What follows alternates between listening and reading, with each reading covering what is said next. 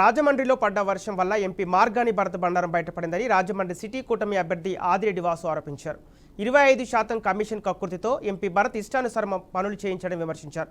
కుండపోతగా కురిసిన వర్షం వల్ల మార్గాని భరత్ చేసిన పనుల నిర్వాహకం తేటతెల్లమైందన్నారు. రాజమండ్రిని ముప్పు నగరంగా మార్చిన భరత్కు ఓట్లతో ప్రజలు బుద్ధి చెప్తారని తెలిపారు. దమ్ముంటే రాజమండ్రిలో జరిగిన పనులపై ఎంపీ భరత్ చర్చకు రావాలని పిలుపునిచ్చారు. వచ్చిన అరగంట వర్షానికి నగరం మొత్తం నీటిమయమైపోయింది. జల దిగ్బంధన, అష్ట దిగ్బంధనలాగా జల దిగ్బంధన. ఇప్పుడు రాజమండ్రి ప్రజలకు అర్థమైంది development development development Rajahmundry city next level అంటే ఏంటన్నది రాజమండ్రి ప్రజలకు అర్థమైంది. నేను ఇంకా చెప్పాలనంటే మేము మా పార్టీ మీటింగ్లో ఉన్నాం హోటల్ జగదీశ్వరిలో.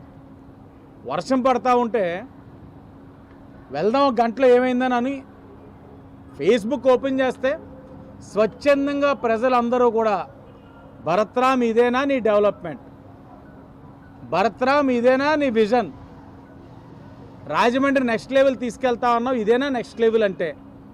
నెక్స్ట్ లెవెల్ అంటే ఏంటి?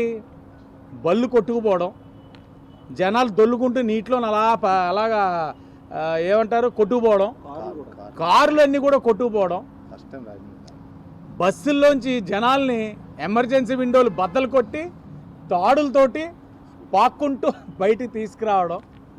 ఏంటిది?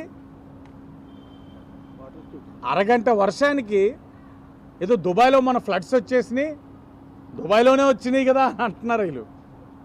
బాబు, దుబాయ్ పరిస్థితులు వేరే, అది వేరే. ఇది అరగంట వర్షం రాష్ట్రంలో చాలా చోట్ల వచ్చింది. ఇంత దౌర్భాగ్యంగా ఏ నగరం కూడా అవ్వలా.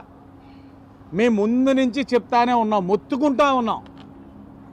బాబు, నువ్వు ఒకవైపు డివైడర్లు కట్టేస్తున్నావు, ఇంకోవైపు అనవసరమైన ఫుట్పాత్లు హైట్లు వేపేసి టైల్స్ వేసేస్తున్నావు.